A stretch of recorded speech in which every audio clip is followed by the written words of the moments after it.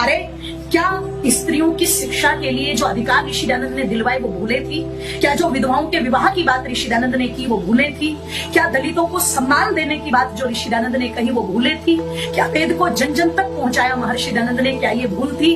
क्या देश की आजादी की चिंगारी जो ऋषि दयानंद ने लगाई क्या ये भूले थी? अरे इतने उपकार महर्षि दयानंद के हैं और आप ऐसे ऋषि दयानंद के व्यक्तित्व में कमियां निकाल रहे हो। स्वामी जी थोड़ा सा तो अपने ज्ञान चक्षुओं को खोल करके देख लेते तो शायद आप सोचने पर विवश हो जाते। और मैं कह दूं आपको, आपने जो इतनी भारी भूल की है, एक सन्यासी का चोला पहन करके, एक जगत गुरु की उपाधि को प्राप्त करके, ये आपके व्यक्तित्व को बिल्कुल भी शोभा नहीं देता। यदि आप सच्चे सन्यासी हैं, आप सच्चे साधु हैं, तो इसके लिए जिस प्रकार से आपने सार्वजनिक मंच से ऋषि दयानंद का अपमान किया, आपको ऐसे ही सार्वजनिक मंच पर आकर के महर्षि दयानंद के व्यक्तित्व को नमन करते हुए उनसे माफी मांगनी चाहिए, ताकि आपका ये दोष दूर हो जाए। नहीं तो ये आपका कथानक इतिहास के काले पन्नों में लिखा जाएगा और कहीं ना कहीं आपकी निंदा और आपके अपयश का कारण बनेगा। आप एक सन्यासी हैं, आपको इस बात पर भली भांति चिंतन कर लेना चाहिए था कि महर्षि दयानंद पौराणिक जगत के शत्रु नहीं थे, ऋषि दयानंद हिंदू जाति के शत्रु नहीं थे। महर्षि दयानंद तो चाहते थे ये देश राम के आदर्शों पर चले, ये कृष्ण के आदर्शों पर चले, ये वेदों पर चले।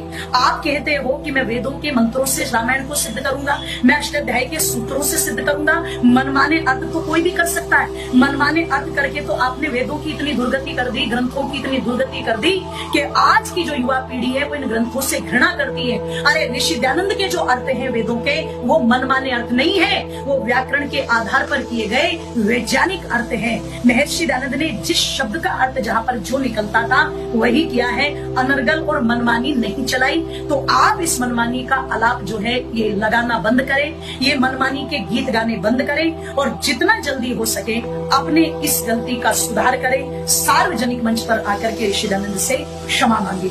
मैं आर्यों को भी कहूंगी इस वीडियो को ज्यादा से ज्यादा आगे बढ़ाएं और आप भी अपने सोशल मीडिया के प्लेटफॉर्म पर आकर के ये दबाव बनाएं, ताकि इतने ऊंचे व्यक्तित्व जिनके विषय में किसी ने कहा था आसमाने तीर ले गर हाथ में शमसो कमर, चक्कर लगाए दर बदर गाहे अरब गाहे अजब, आफाक में कोई बशर आए नजीर उसकी नजर है गैर मुमकिन सरबशर, ईमान से कहते हैं हम। किसी ने कहा था कि यदि वो खुदा अपने हाथ में चांद ले ले और एक हाथ में सूर्य ले ले और दोनों का दीपक बना करके दयानंद जैसी शख्सियत को खोजे, तो ऐसी शख्सियत महाभारत के बाद मिलने वाली नहीं है। और आप जिन मनमाने अर्थों की बात करते हो ना स्वामी जी, मैं आपको एक बात और कह दूं, आप कह रहे हो कि अष्टाध्यायी के सूत्रों से आप रामायण निकालोगे, आप निकालोगे, लेकिन महर्षि पाणिनि की योग्यता कम थी क्या जो वो नहीं निकाल पाए?